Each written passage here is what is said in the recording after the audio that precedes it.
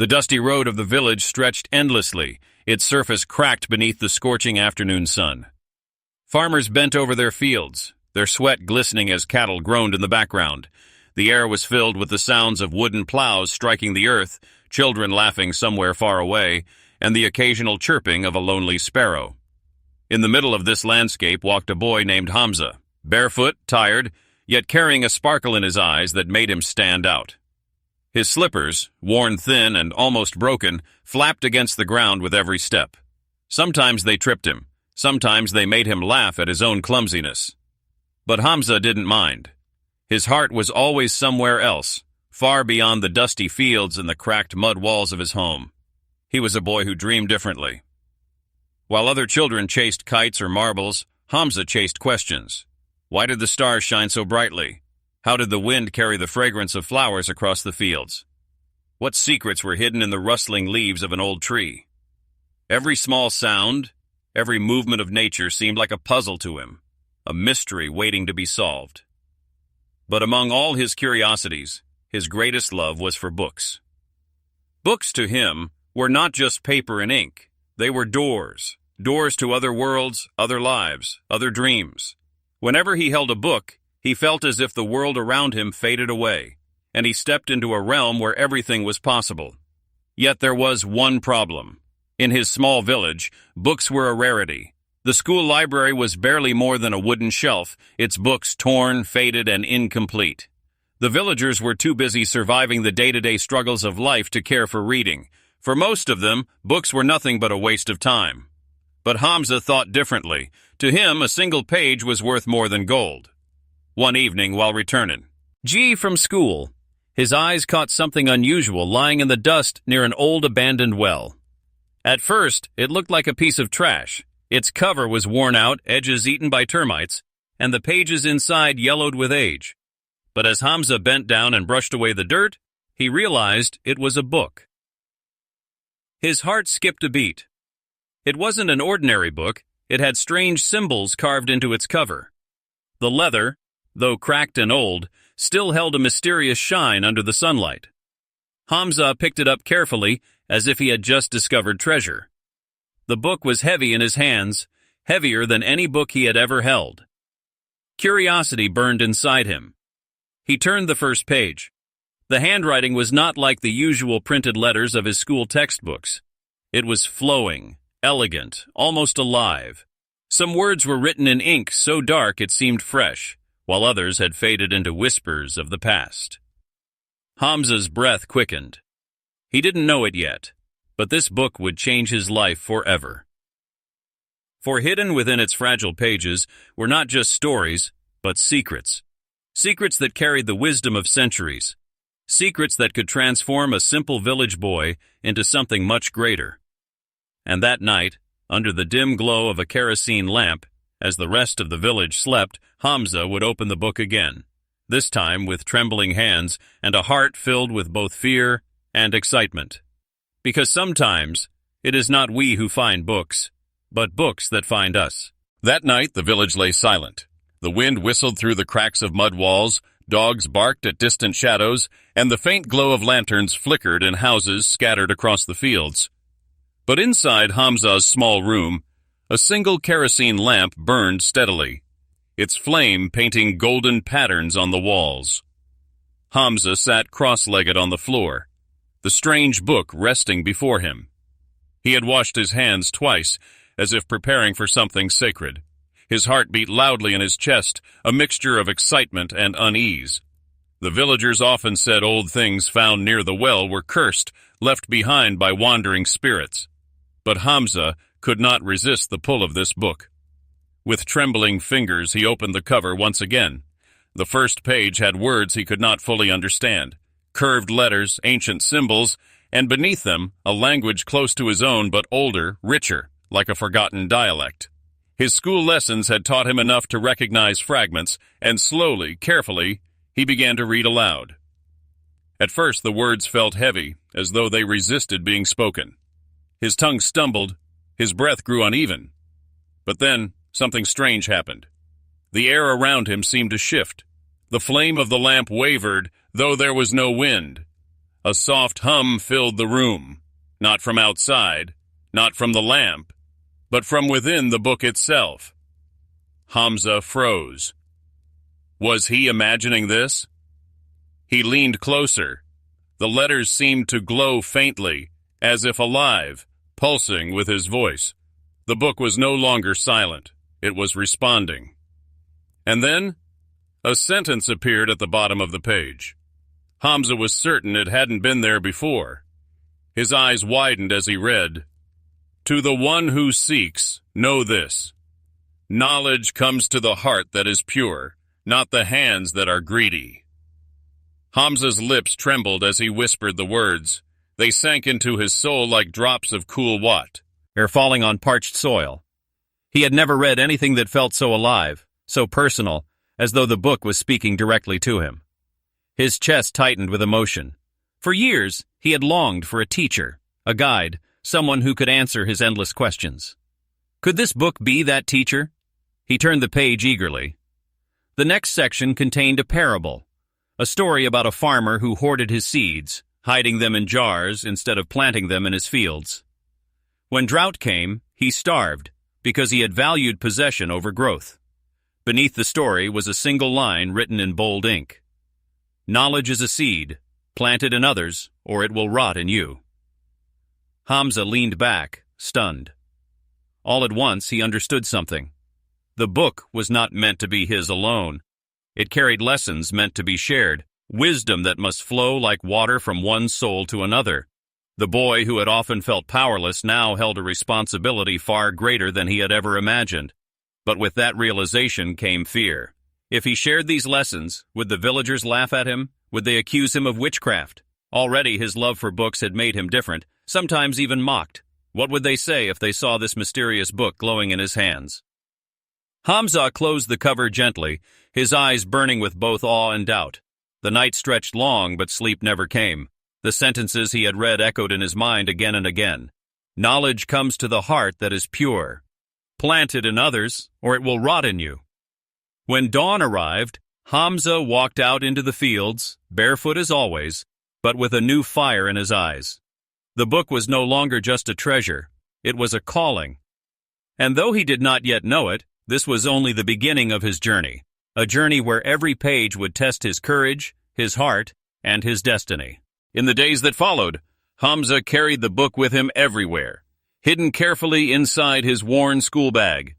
He read it under the shade of neem trees, by the dim lantern in his room, even in the quiet corners of the fields when others were too busy to notice.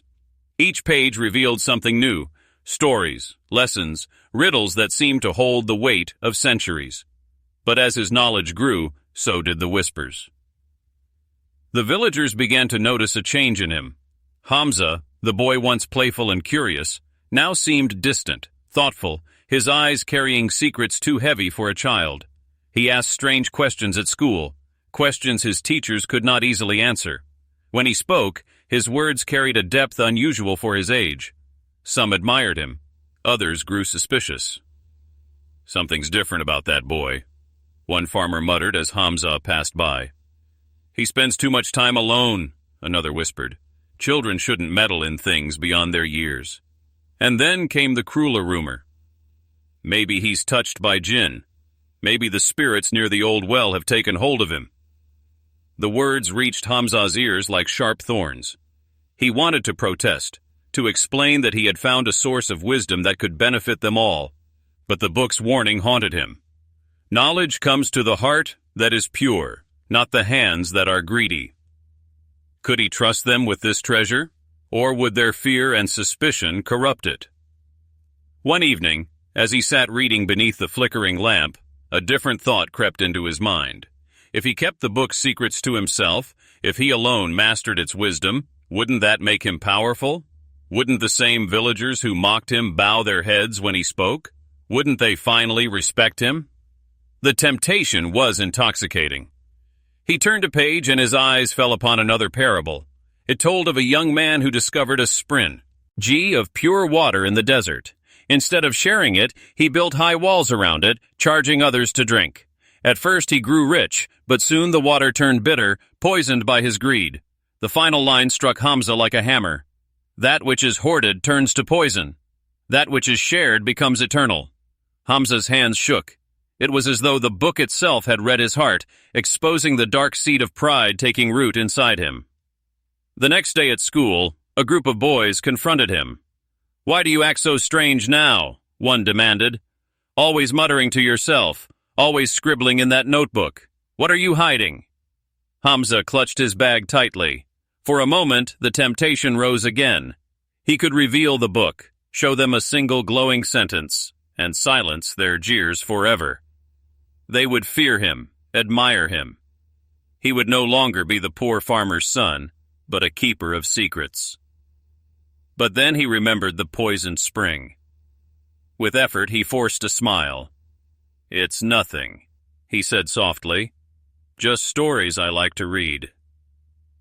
The boys laughed and pushed past him, but Hamza walked away with a strange mixture of relief and sorrow. He had resisted, but he knew the struggle was far from over. That night, sleep eluded him once again. The villager's suspicion was growing, and inside him 2 voices battled endlessly, one whispering pride, the other whispering humility. The book had given him wisdom, but it had also placed him at a crossroads. Would he use its power for himself or for others? And as he closed his eyes, a storm brewed in the distance. Clouds gathered, winds howled, and the river that flowed past the village began to swell. A test far greater than whispers and temptations was on its way. The sky had been heavy for days, its belly swollen with dark clouds that refused to release their burden. The villagers watched nervously, muttering prayers, as too. The air grew thick with the scent of rain, and then, one night, the heavens opened. At first, the rain was a blessing. The fields drank deeply, the dust settled, and children splashed in puddles. But the blessing soon turned into a curse. Sheets of rain hammered down, relentless, merciless. The river that wound lazily past the village roared to life, swollen and furious, its waters clawing at the banks. Hamza stood by the doorway of his mud house, clutching the book to his chest. The wind howled like a beast, ripping roofs from huts, toppling trees, and driving fear into every heart. Villagers shouted, gathering what little they could carry, rushing to higher ground. "Hamza, come quickly!" his mother cried, her voice breaking through the chaos. She held his younger sister's hand, her face pale with terror. But Hamza could not move. His eyes were fixed on the rising water that crept closer and closer to their home. If the flood swallowed their house, everything inside would be lost, including the book. A voice inside him screamed, "Save it! Protect it at all costs!" Yet another voice, gentler but stronger, whispered from within, "That which is hoarded turns to poison. That which is shared becomes eternal." Hamza's hands trembled. Should he save the book or should he save lives? The decision came crashing down on him when he saw an old man stumble into the rushing current just beyond their home.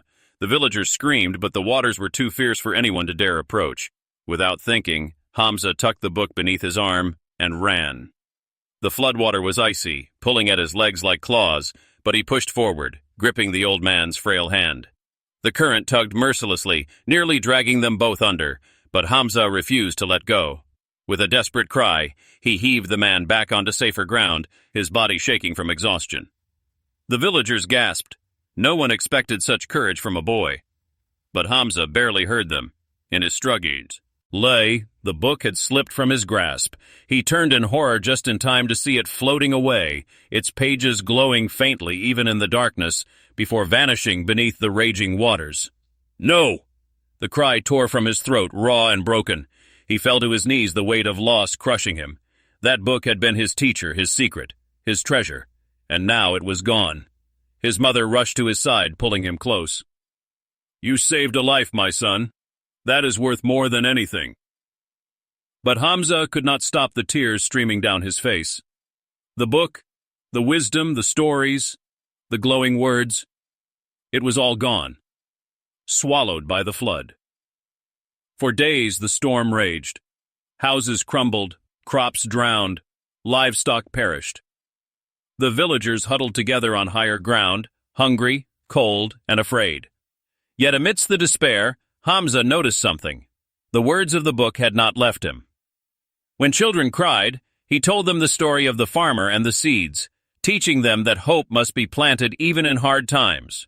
When men argued over scarce food, he recalled the lesson of the poisoned spring, reminding them that greed destroys, but sharing sustains. Each time he spoke, the villagers grew quiet, listening with a respect they had never shown before. It was then Hamza realized something profound. The book was never meant to stay in his hands. Its purpose was to live in his heart, and through his words, in the hearts of others. The flood had tested him, stripping him of what he clung to most. But in that loss, he had discovered the truest lesson of all. Wisdom becomes eternal only when it flows like water, reaching everyone it touches. Weeks passed before the floodwaters finally receded. The once thriving village now looked like a battlefield. Homes flattened, fields ruined, and memories washed away. Yet amidst the wreckage, life slowly began to return. Villagers rebuilt with trembling hands, mothers cooked what little food they could salvage, and children ran barefoot on muddy ground, chasing moments of laughter despite the scars of disaster. Hamza walked through the ruins with a different weight on his shoulders. Though the book was gone, its words pulsed within him like a living flame. The lessons he had absorbed guided every step he took, every choice he made. At first, the villagers treated him with cautious curiosity. But soon, they began to seek him out. The old farmer asked, "Hamza, how can we start again when the soil has turned to mud?" Hamza remembered the parable of the seeds and answered, "By planting one at a time, and by sharing whatever grows, no matter how little." A mother wept, holding her hungry child. "What hope is left for us?" she asked. Hamza recalled the glowing words from that first night. "Knowledge comes to the heart that is pure." He placed a hand on her shoulder and said softly, "Hope is like knowledge. It begins in the heart. If we believe it is gone, it dies. But if we keep it alive, it spreads to everyone around us." And so, slowly, the villagers began to see Hamza not as a strange boy with odd questions, but as a voice of strength when they needed it most. His stories, once confined to the secret pages of the book, now echoed across the community, carried by word of mouth from one family to another. One evening, as the sun dipped behind the broken fields, the elders gathered. Their faces were lined with worry but softened by gratitude. The village chief spoke. "You are just a boy, Hamza. Yet in this disaster, your words have guided us more than any elder's counsel. Where did you learn such wisdom?" Hamza looked down at his hands, remembering the glowing pages lost to the flood. He hesitated, but then he understood. The truth was not about the book, but about the lessons it had left behind. "I listened," he said simply. "I listened to the stories that were given to me, and now I only pass them on." The chief nodded, his eyes moist. "Then keep speaking, child, for your words are seeds, and our hearts are the soil." That night, under the open sky, Hamza told the villagers one more story, the story of the book itself. He spoke of how it had appeared near the old well, how its pages glowed with living wisdom, and how the flood had taken it away. Gasps rippled through the crowd, but Hamza raised a hand. "It was never mine to keep," he said. "It was a gift to be shared, and though the book is gone, its spirit lives here." He touched his chest, and here. He gestured toward them all.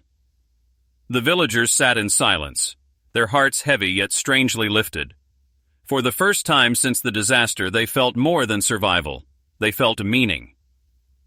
Years later, when Hamza grew into a young man, people from neighboring villages began to visit. They came not to trade grain or cattle, but to hear him speak. His little stories about seeds, springs, farmers, and floods spread across the land. He became known not as the boy who found a mysterious book, but as the boy who carried wisdom in his heart.